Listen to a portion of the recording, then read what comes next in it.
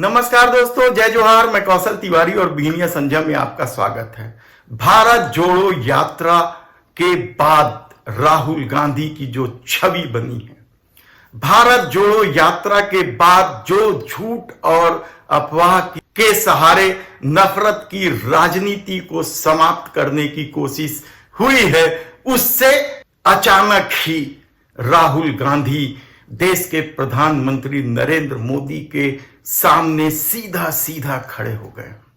राहुल गांधी ने ऐसा प्लान बना दिया है कि गुजरात लाबी सकते में है कि आखिर धर्म और राष्ट्रवाद की राजनीति में कहां चूक हो रही है, और इसे लेकर कई तरह की आशंकाएं भी व्यक्त किया जा रहा है कि भारतीय जनता पार्टी चुनाव जीतने के लिए कुछ भी कर सकती है। और यह बात सतपाल मलिक, उद्धव ठाकरे, प्रशांत भूषण जैसे वरिष्ठ लोगों ने जाहिर की है। तब सवाल यह है कि क्या आने वाले दिनों में भारतीय जनता पार्टी की स्थिति और खराब होगी?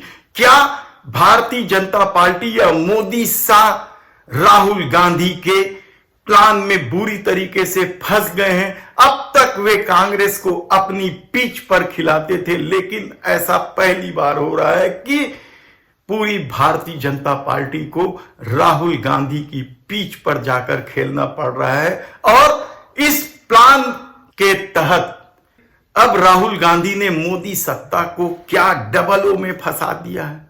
डबल ओ में भारतीय जनता पार्टी क्या बुरी तरीके से फंस गई है और अब वह घुटने तक आ पहुंचे। सवाल बेहद ही महत्वपूर्ण है, क्योंकि यह डबल ओ ने भारतीय जनता पार्टी की चिंता बढ़ा दी है। डबल ओ में सबसे पहला ओ जो भारतीय जनता पार्टी अब तक साधती रही है, पिछले चुनाव में इस एक ओ के कारण भारतीय जनता पार्टी को न केवल इससे 22% वोट मिले थे, बल्कि सत्ता में 303 सीटें हासिल करने में सफलता मिली थी।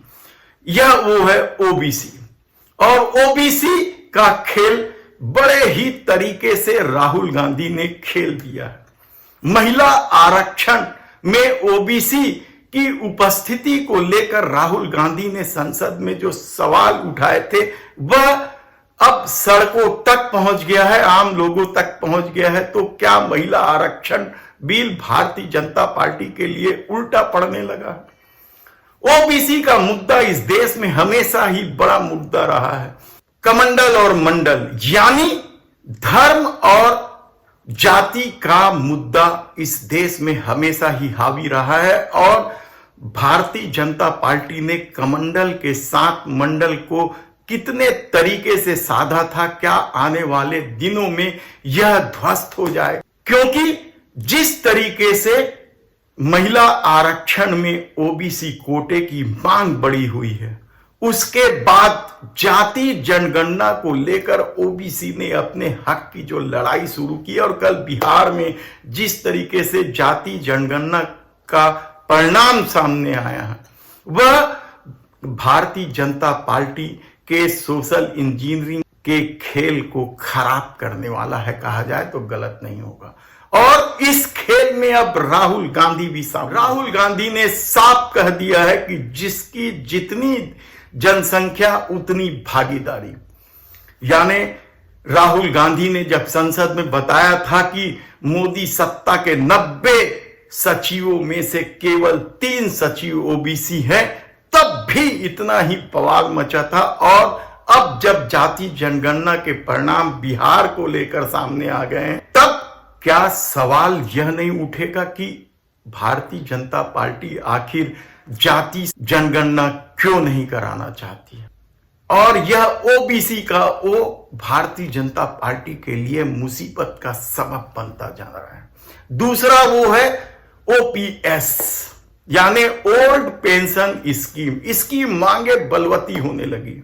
कांग्रेस और आम आदमी पार्टी ने तो आंदोलन स्थल पर यानी रामलीला मैदान पर जाकर इसकी घोषणा कर दी कि वे सत्ता में आएंगे तो इसे लागू कर देंगे।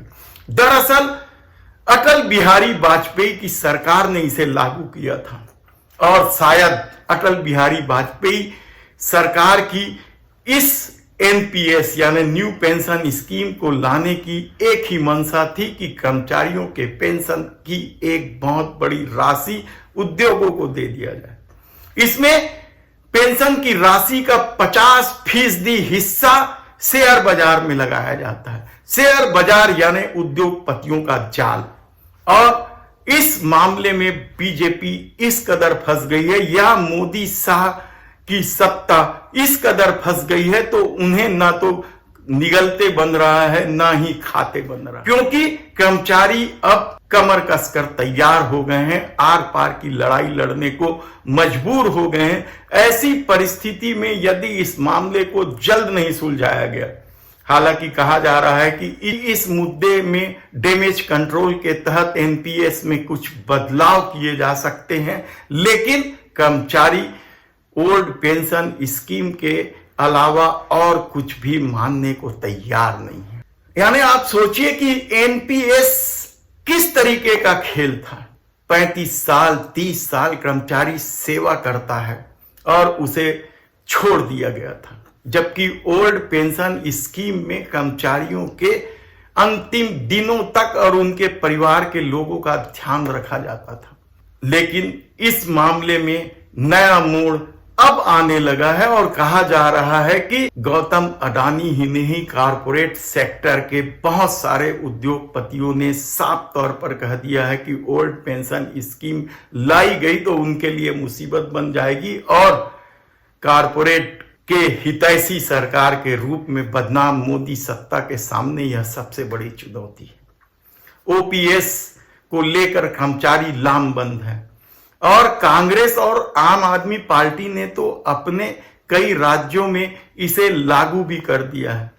और यदि राहुल गांधी का अभी तक इस मामले को लेकर बयान नहीं आया है, लेकिन जिस तरीके से कहा जा रहा है कि वह भी सहमत है, तब क्या लोकसभा चुनाव में ओपीएस का मामला एक बड़ा मुद्दा बनेगा जो भारतीय जनता पार्टी के लिए मुसीबत बन सकता है। यानी ओबीसी और ओपीएस ये भारतीय जनता पार्टी को घुटने में ला सकती है। धन्यवाद।